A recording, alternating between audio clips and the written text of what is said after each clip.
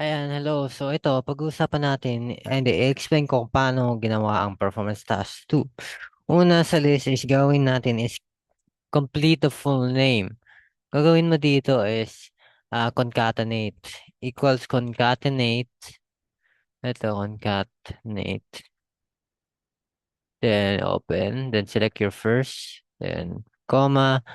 Ito, quotation mark. Yung between the quotation mark will be the space provided para sa first and last name. Then since hindi ka naman makita si last name, type ka na lang C2.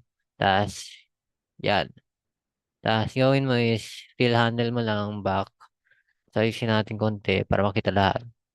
Next naman is si VLOOKUP. Paano natin gawin? Ito, VLOOKUP. Then, yung lookup value natin is hinanap natin ni section. Tas, table array, pupunta ka lang dito sa advisor sheet tab. Tas, i-highlight mo to. Tas huwag mong kalimutan, kailangan natin lagyan ng dollar sign para malock ang table, hindi na maiba. Column number, kung nasaan yung hanapin natin na advisor is column number 1, 2. Tas range lookup, false for the exact match. Yan. The next, once finil-handle natin to, yan na. Next naman ay si remarks. How do we move remarks? Gawin nyo is, kailangan katabi raw ni average. So, gawin natin is, copy natin to, tapos paste natin dito. Tapos ito, delete na lang natin manually.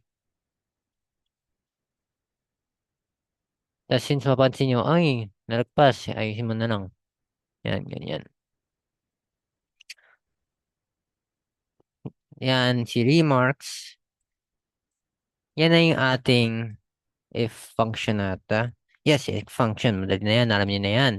If function.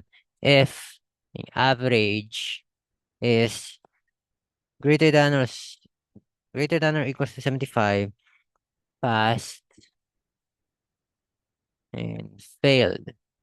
Dito, pinapakita na ang column J2, kapag siya ay greater than or equals to 75, una is kapag na-meet niya, pass siya. Pero kapag pangalawa, ibig sabihin hindi niya na-meet. Siyempre pass yan. Tapos fill handle mo, tatamad pass since wala naman mas mababa sa 75.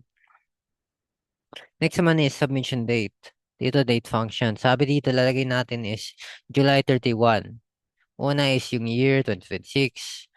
Ah, 'di ba? Month. January, February, March, April, May, June, July 7. Tas 31.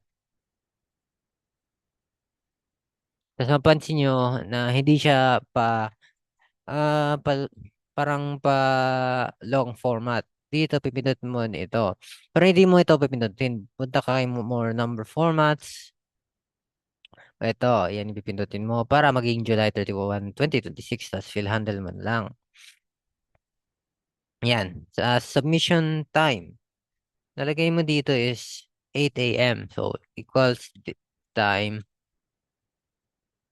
8 tas 00. Bakit 8? Kasi yan ah yung total hours ng isang araw. Tas since 8 a.m. wala siyang minutes or seconds. Kaya yan. Tas fill handle mo na lang para mapunta sa same. Next naman is conditional formatting. Dito sa past. Wait. Oh, pass. I-highlight mo lang itong column, itong specific part ng column. Tapos, conditional formatting, highlight cells, text that contains, una is passed. Tapos, kailangan natin gawin siyang green. Yan. Kunwari, may failed siya. At ilalagay natin is failed. Tapos, light red with dark test. Pero since wala naman, wala yan.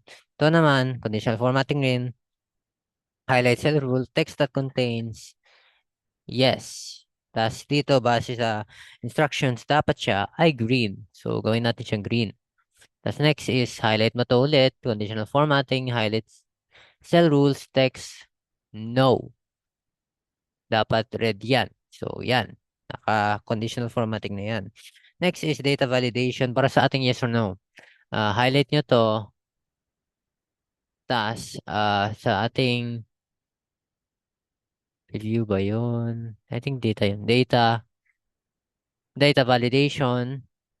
Punta ka dito kay list, tapos in cell dropdown, check nyo, tapos yung source, yes, no. Yan. Kapag gawin natin, kunwari, hindi. Siyempre, data validation will stop you.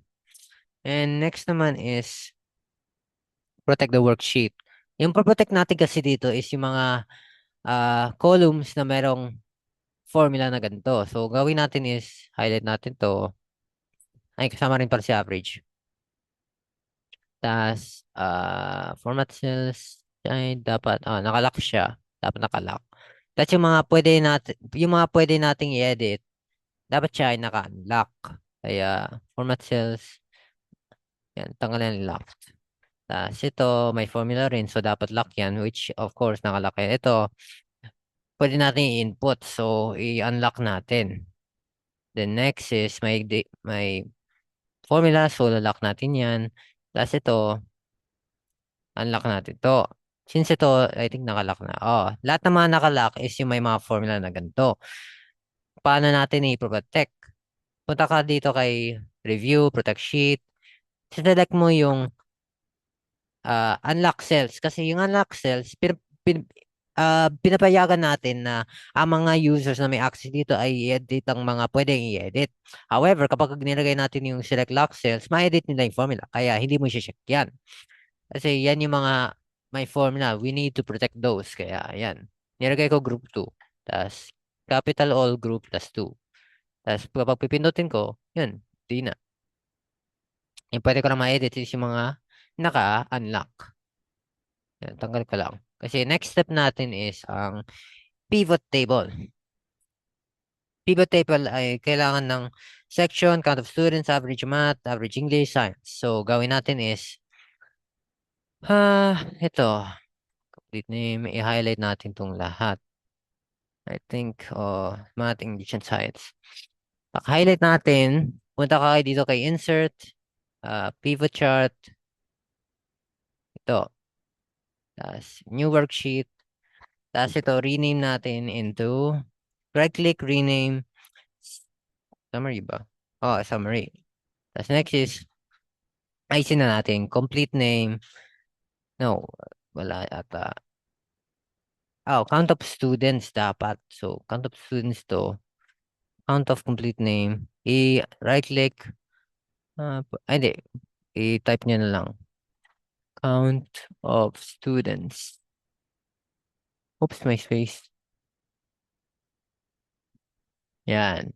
Next is, oops, yan. Section ay dito. Pagkaalala ko, oo. Tapos advisor, no, wag na yung advisor. Itong math, English, and science, dito siya sa values. Pero mapansin nyo sum. Eh sabi dito average. Pipindot mo dito yung naka-arrow down, value field settings, average. Ibay nyo yan.